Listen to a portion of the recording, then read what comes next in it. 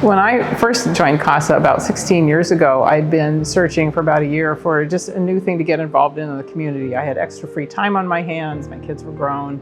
I loved working with children, had been doing that for years in the schools, and happened across somebody who had just become a new CASA and was really excited about it, and I learned what it was about, never having heard of it before.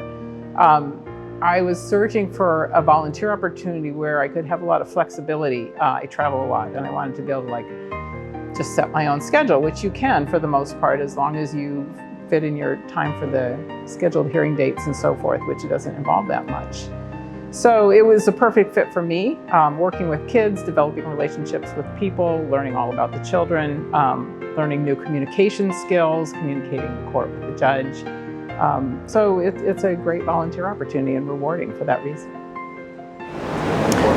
One of my favorite accomplishments as a CASA was a number of years ago working with a small child. He was in first grade actually, and he had several siblings who had already been settled in other situations, and he bounced around a lot and was with a family for several years that he really bonded with. He loved this family, they loved him, they had a bunch of other kids they'd adopted, and all of a sudden they were moving to Alaska, and he was going to be left high and dry. He was terrified. He didn't know what was going to happen to him. The court was putting the wheels in motion to put him out for adoption and find an adoptive family.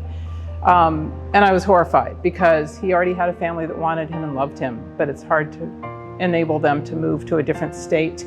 I ended up in a situation where I visited this child often enough that he started spilling his heart out to me about how afraid he was, what was going to happen to him when his family went away. It was a very difficult situation.